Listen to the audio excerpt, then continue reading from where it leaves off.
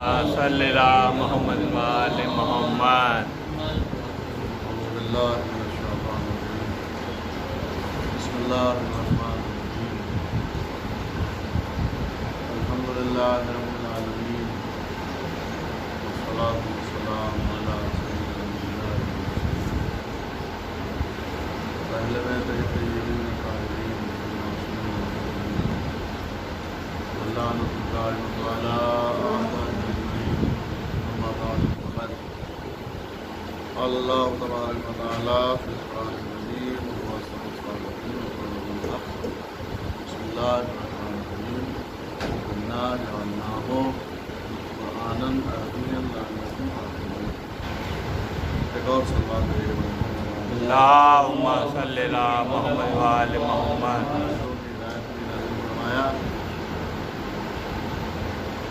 یہ اور بات ہے کہ بندوں نے بجائے ہدایت لینے کے مطلب جو ہے استعمال کرنا ضروری ہے۔ قرآن تو اللہ نے اس لیے تھوڑی نہ بھیجا تھا کہ جب ضرورت پڑے مطلب وہ اپنا تب اسے استعمال کریں اور اس کے بعد رکھ دیں۔ قرآن اگر اس لیے آیا ہوتا تو پھر ہدی للناس کیوں اللہ کہتا کہ ہدایت ہے لوگوں کے لیے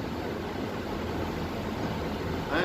اور پھر اس نے چیلنج جا بجا قرآن کے سلسلے میں قرآن کی عظمت میں ارشاد فرمایا لا رتب ولا یابس الا فی کتاب مبین۔ کوئی خوش خبر ایسا نہیں ہے کہ وہ قرآن میں نہ بیان کیا گیا ہو۔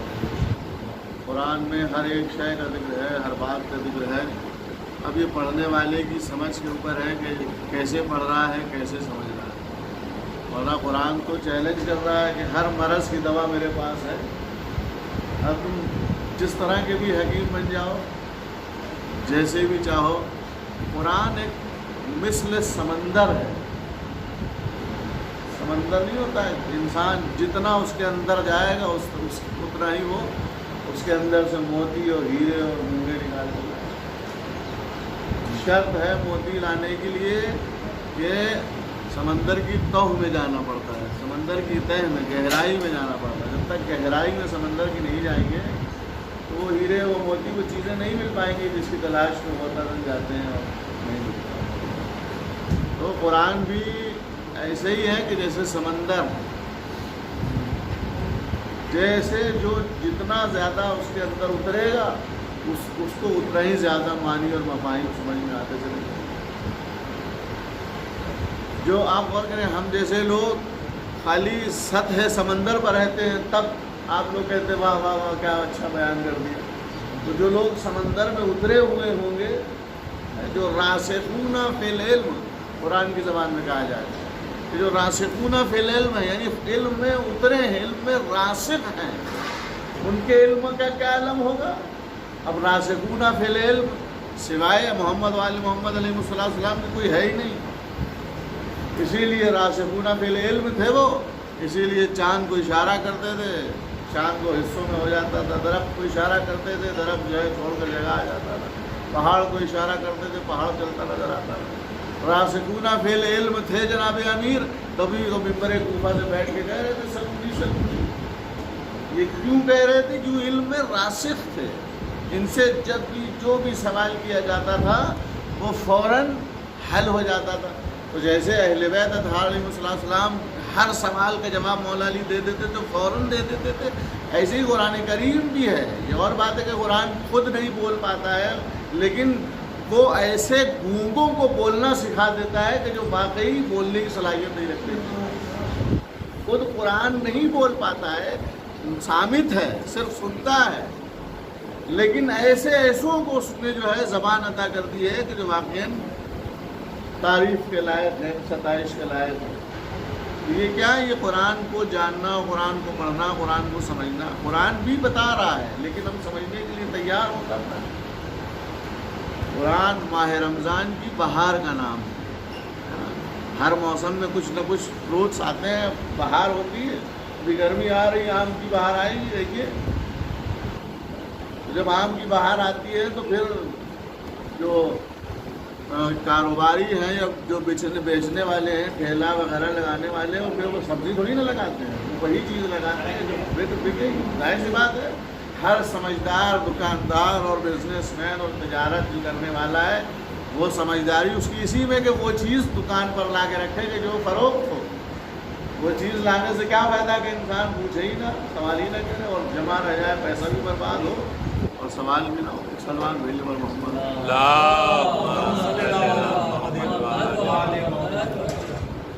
لہٰذا شاید یہ آخری تقریر ہو قرآن کی عظمت کے حوالے سے. کل سے انشاءاللہ اعلیٰ کے موضوعات تو بہت ہیں, کس کس موضوع کو ڈسکس کیا جائے.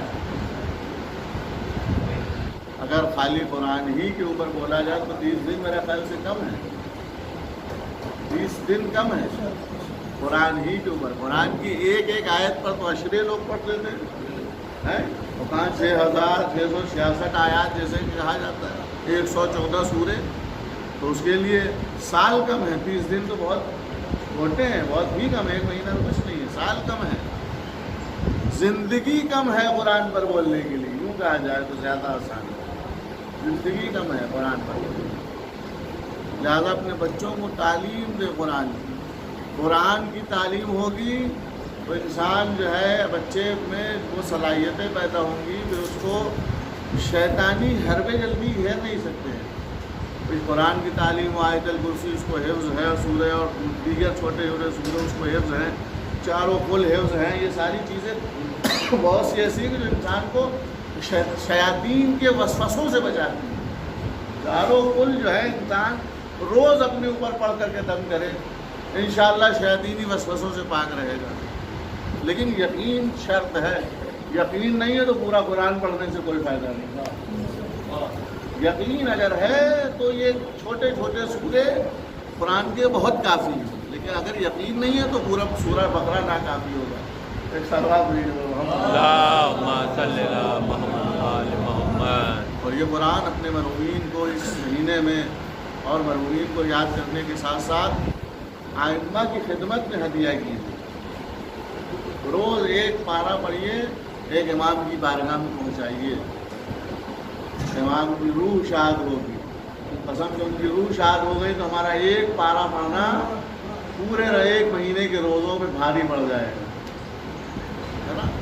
ایک پارہ پڑھیے روز, کسی نہ کسی امام کو ہدیہ کیجیے, پیغمبران کو ہدیہ کیجیے جنہوں نے دین ہم کو, اسلام ہم کو, مذہب ہم کو سکھایا, اور اتنی محنت و مشقت سے بعد جو ہے ہم اسلام کو کے فالوورز بن سکیں اور اسلام کو قبول کر سکیں, اسلام کو ماننے والے. لہٰذا انبیاء کو یاد رکھیے, ائمہ کو یاد رکھیے, ائمہ کے والدین کو یاد رکھیے. ایک بار ائمہ سے شروع کیجیے, انبیاء سے, جو انبیاء کے نام جتنے آپ کو یاد ہیں اتنے, اس کے بعد ائمہ, اور ائمہ کے بعد اپنے مرحومین کو یاد کیجیے. ماں نہیں ہے تو ماں کے لیے صالح صاحب کیجیے قرآن پڑھ کر کے, باپ نہیں ہے تو باپ کے لیے, بزرگ نہیں ہے خاندان کے, دادا دادی, نانا نانی وغیرہ وغیرہ, جو بھی مرحومین ہو گیا. اپنے خاندان میں, اپنے گھر میں کوئی مرحوم نہیں ہے, پڑوس میں ہے, کے لیے اور دیگر لوگ موجود ہیں آس پڑوس, ان کے لیے قوم کے جو لوگ گزر گئے, خدمت گزار مسجد میں آتے تھے, آج وہ موجود نہیں ہیں, ان کے لیے. یہ وہ چیزیں ہیں کہ جو انسان کو رہتی دنیا تک فائدہ پہنچائیں گی, اور اسی کو صدقہ جاریہ بھی کہا جاتا ہے. شاید کہ آپ کے مرنے کے بعد یہ چیزیں کام آئیں گی, اللہ پھر اور دوسرے لوگوں کو آمادہ کرے گا کہ یہ کام کرتا تھا, لہٰذا اس کے لیے کام کرتا. آپ جانتے ہیں کہ قرآن اگر قبرستان میں جا کر پڑھیں گے کسی اپنے مرحوم کے لیے کس قدر ثواب ہے. ایک خاتون تھی, بڑی مومنہ تھی, وہ جب انتقال کر گئی تو اس کا بیٹا روز قبرستان میں جا کر اس کے قبر پر بیٹھ کر دیر تک تلاوت کرتا تھا. ایک روز اپنی ماں کے, اس نے ماں کو خواب میں دیکھا, پوچھا کیسی ہے, کہا موت بیٹا بہت سخت منزل ہے, لیکن تمہارا قرآن پڑھنا مجھے آسان منزل ہے. اس نے کہا کہ بیٹا موت بڑی سخت منزل ہے, لیکن اگر تم نہ آ رہے ہوتے قرآن پڑھنے میری قبر پر تو شاید اور سخت ہو جاتا. تمہارا آنا اور میری قبر پر تلاوت قرآن کرنا میرے لیے آسانیاں پیدا کرتا چلا جاتا ہے. لہٰذا اپنے مرحومین کو اس ماہ مبارک کو یاد رکھیں, فراموش نہ کریں. اس نے خواب میں پھر اگلے دن یا کچھ دن کے بعد پھر دیکھا تو, لیکن اب ماں کو نہیں دیکھا اس نے, اب دوسرے لوگوں کو دیکھا جو اسی قبرستان میں اس کی ماں کے آس پاس سو رہے تھے قبر میں. اس نے کہا کہ آپ لوگ کون ہیں؟ کہا ہم وہ لوگ ہیں کہ جو تمہاری ماں کے پڑوس میں قبریں ہیں ہماری, اور تمہارا ہم شکریہ ادا کرنے آئے ہیں کہ تم اپنی ماں کی قبر پہ تلاوت کرتے تھے, اللہ نے اس کے بدلے میں ہمیں بھی معاف کر دیا. تم نے تلاوت اپنی ماں کی قبر پر کی، لیکن اس کا فائدہ ہم بھی حاصل کرتے رہے اور ہمیں بھی اس کا فائدہ حاصل ہے۔ تو آپ نے غور کیا کہ قرآن کا فائدہ کس قدر ہے کہ آپ اپنی ماں اپنے مرحوم کو فائدہ پہنچا رہے ہیں، لیکن ساتھ ساتھ آس پڑوس کے بھی جتنے لوگ ہیں اللہ ان کو بھی معاف کر رہا ہے، ان کو بھی فائدہ ہوگا۔ صلوات پڑھ محمد۔ اللہم صلی علی محمد محمد۔ چھٹے امام جعفر صادق اللہم صلی علی محمد محمد۔ امام فرماتے ہیں کہ ایک تو یہ تو مہینہ ہے، ماہ برکت ہے، ماہ مبارک ہے، ماہ رحمت ہے، جس قدر ظرف ہوگا اس قدر اس میں رحمتیں آ جائیں گی، ظرف چھوٹا ہوگا رحمتیں کم آئیں گی۔ رحمتیں برس رہی، ہم گلاس لے کر چلے جائیں گے تو کتنے بٹور پائیں گے؟ ایک کم از کم بڑا سا برتن لے کے جائیں تاکہ زیادہ رحمتیں آئیں۔ یہ ماہ رحمت ہے، لہذا اس مہینے میں بھی اگر رحمتیں اپنے زندگی میں شامل حال نہ کر سکے تو پھر کس مہینے میں شامل آئیں؟ امام فرماتے ہیں کہ ایک آیت اگر کوئی سن لے قرآن کی یا پڑھ لے تو اللہ اس کو وہ جزا دیتا ہے کہ پھر شمار نہیں کی جا سکتا۔ یہ رمضان کے علاوہ کی بات کر رہے ہیں امام، اور رمضان میں ایک آیت پڑھے پورا قرآن پڑھنے کا ثواب، خالی پڑھنے والے کو نہیں ثواب ہے، اگر کوئی سن رہا ہے تلاوت قرآن اس کو بھی ثواب وہی مل رہا ہے جو پڑھنے والے کو مل رہا ہے۔ لہذا کوشش کریں، یہ 30 دن تو اب 30 دن بچے ہی نہیں، اب تو میرا خیال سے 21-22 دن ہو گئے بچے، آج تو 9 رمضان مبارک دن ختم ہو گئے۔ بہرحال 20 دن بھی اگر ہمارے پاس ہی کافی ہے کہ قرآن مجید کو پڑھنے کے لیے جن افراد کو نہیں آتا ہے وہ کوشش کریں قرآن کو پڑھنے کی، اس لیے کہ ہم نے اس کے پہلے کی تقریر میں جملے کہے تھے، پھر دوہرا رہے ہیں کہ یہی قرآن کل تمہیں تمہاری نجات کا ضامن بن سکتا ہے، تمہیں فائدہ پہنچا سکتا ہے، تمہارے لیے نجات کا سفینہ بن سکتا ہے۔ جتنا علوم قرآن ہوگا اتنا ہی بلند درجہ ملے گا کل جنت۔ اب عقلمند انسان، سمجھدار انسان جو ہے جہاں ہمیشہ رہنا ہے وہاں کے بارے میں سوچے کہ ہمیشہ رہنا ہے تو ہمیشہ رہنے کے لیے اچھا فلور ہونا چاہیے۔ 60 سال کی زندگی میں، 80 سال کی زندگی میں اچھا فلور لے کر کیا فائدہ؟ جہاں ہمیشہ رہنا ہے وہاں اچھا فلور پر رہیں تاکہ سارے نظارے جنت کے ہوں۔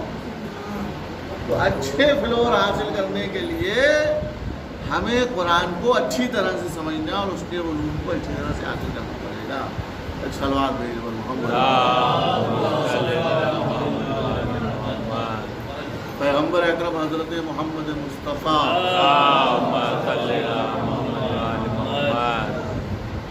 من فرماتے من وقر القرآن فقط وقر اللہ۔ نبی نے فرمایا کہ جس نے قرآن کا احترام کیا، توجہ کیجیے اس نبی کے جملے پر، نبی نے فرمایا کہ جس نے قرآن کا احترام کیا اس نے گویا اللہ کا احترام کیا۔ قرآن کا احترام کرنا نبی فرما رہے ہیں اللہ کا احترام ہے۔ لہذا اس حدیث کی تشریح اور توضیح میں علماء سے پوچھا جائے تو علماء کہتے ہیں کہ احترام کا مطلب کیا تم سمجھتے ہو؟ قرآن کو بلند مقام پر رکھ لینا احترام ہے، قرآن کو چوم کر رکھ دینا احترام ہے، قرآن کے نیچے سے گزر جانا وقت سفر یہ احترام سمجھتے ہو؟ ہے قرآن کو بیماری کے وقت اس کی ہوا دے لینا یہ احترام ہے تمہاری نظر میں؟ علماء کہتے ہیں نبی کا فرمان کا مطلب یہ نہیں ہے کہ قرآن کو اونچی جگہ رکھ لینا احترام ہے، قرآن کو چوم لینا احترام ہے، سر پہ رکھنا احترام نہیں۔ علماء کہتے ہیں احترام قرآن کا مطلب یہاں کے اوپر یہ ہے، نبی کہنا یہ چاہتے ہیں کہ احترام کا مطلب یہ کہ جو کچھ بھی قرآن میں بیان کیا گیا ہے اس پر عمل کیا جائے، یہ ہے حقیقی احترام قرآن۔ قرآن میں اگر نماز کا حکم ہے تو نماز پڑھی جائے، قرآن میں روزے کا حکم ہے تو روزہ رکھا جائے، حج کا حکم ہے تو حج کی استطاعت حاصل جائے، ماں باپ کے احترام کا حکم ہے تو اس پر عمل کریں، اور اگر دیگر نیکی کرنے کا حکم ہے تو ان احکام پر ان نیکیوں کو بجا لائیں، تو حقیقی صحیح اور معنوں میں، حقیقی معنوں میں، صحیح معنوں میں یہ قرآن کا بہترین احترام ہوگا۔ ورنہ قرآن کا یہ احترام تو ظاہری طور پر ہوگا کہ ہم نے اس کو بلند مقام پر رکھ دیا اور تمام شد، وقت سفر ہوا یا بیماری ہوئی تب استفادہ کیا۔ قرآن آیا ہے انسانیت کو نجات دلانے کے لیے، ہدایت کے لیے، اور ہدایت جب بھی ملے گی جب اس کو پڑھیں گے، اس کو سمجھیں گے۔ بیمار انسان اگر ہے اور دوا پاس میں رکھے اور دیکھتا رہے، کیا فائدہ ہو؟ اچھا ہو جائے گا۔ جب تک وہ دوا کو کھائے گا نہیں تو اچھا کیسے ہوگا؟ ایسے ہی قرآن کو خالی دیکھتے رہنے سے کوئی فائدہ نہیں ہوگا۔ قرآن کو پڑھنے سے اور اس کو سمجھنے سے ہی فائدہ ہوگا، تبھی ہدایت ملے گی، ورنہ دیکھتے رہنے سے ہدایت نہیں ملے گی۔ ایک صلوات پڑھ لیں محمد۔ لہٰذا ہمارے ہمسن کمسن بھائی کوشش کریں اس مہینے میں کی رحمتوں اور برکتوں کو سے فائدہ اٹھائیں، اور کسی نہ کسی طریقے سے بہت سارے ذرائع موجود ہیں آج قرآن پڑھنے کے، اور اگر آج بھی قرآن نہیں پڑھ پائیں گے تو کل آپ کو جواب خود دینا ہے۔ ہم تو بڑی ذمہ ہو جائیں گے 3-4 خطبے قرآن کے اوپر بول کریں گے، ہمارا کام ختم ہو گیا، ہم نے بتا دیا آپ کو، بتا دیا، کام آپ کا شروع ہوگا۔ اب اللہ ہم سے تھوڑی نہ پوچھے گا لیجیے تم نے بتایا کہ نہیں، ہم تو کہہ دیں گے اللہ میاں ویڈیو موجود ہے دیکھ لیجیے، آپ کے پاس تو ساری میری جب سے پیدا ہوئے اب تک ساری ویڈیو موجود ہے۔ زیادہ ہمارا کام، علماء کا کام ہی یہی ہے، بتانا۔